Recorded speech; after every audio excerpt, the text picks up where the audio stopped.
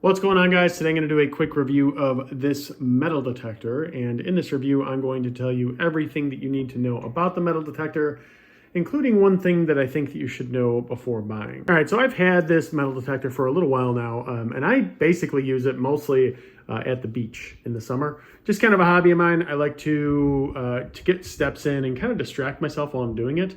What I'll do is I'll just throw these headphones on right over here. And I will use this and kind of just walk along the beach. I might get a few looks here and there, but I don't really care. It's kind of a fun little hobby that I have, and I've actually found some pretty cool things, some gold rings, a lot of change, and actually a few cell phones as well.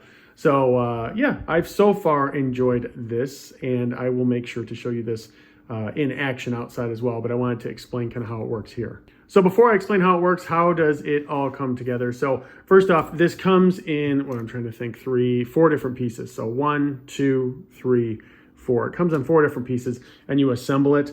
It's simple to assemble. It's basically like these little locking, pieces is all that you have to do. So you essentially lock them up, or you, like here, you just tighten it up, and you put it all together to actually get it together. So it comes in a smaller box than, it's not like this full size, fully assembled. Also, it comes with a bag. This is a carrying bag. I never use it. I just included it for the review so you could see it. It also comes with this little trowel, which I usually don't use either. I think I've used this like once.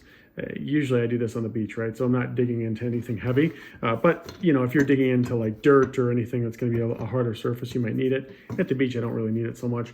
And then obviously the headphones as well. Okay, so I'm going to show you this in a second outside, but basically how does it work? So you can see these numbers, right? That's probably picking up some electrical, but basically we can go over, and what's going to happen is when we get to a item that actually, sets us off, okay, we obviously know something's here, right? Because all the beeping.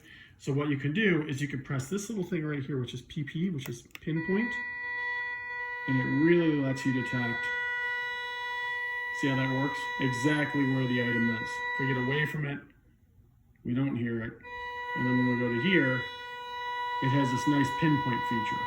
Okay, so other features that we should know, so we're just going to turn it on here real quick. Other things that you should know with this. So these numbers right here, right, there's numerical ranges. So iron is usually 0 to 10. 5 cents is 11 to 25. So nickel's 11 to 25. P-tab, which basically means a pull tab. And also this could mean some gold. That registers at 26 to 40.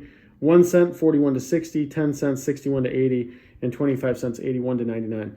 Now, the way that this is actually working is it's detecting the metals, right? So when we go over a metal, it may say, oh yeah, that's probably like a 70 or something like that. That doesn't necessarily mean it's 10 cents. What it means is it has a similar makeup in composition as a dime, right? So that's how this actually works when you're using it. The other thing to know is that the menu button here, so we can do, let's go to here. So sensitivity, so you can adjust how sensitive this is, right? Disk, this basically means that you can take out any of these that you want or detect only these. So if you're looking specifically within a certain range, you can do that. And then notch is essentially that you can set the limits of this as well. So if you're basically saying, I don't want to detect anything that's 1 cent, right? Or it has a similar, metal chemical makeup of 1 cent, you can take that out. So that's really how this works overall. And then you can obviously adjust the volume as well. So it's not all that crazy in how it works, but I'm going to take this thing outside real quick and show you it in action so you can see. But that's the basic functionality of it. All right, guys, so showing it in action. So we're going to turn it on real quick.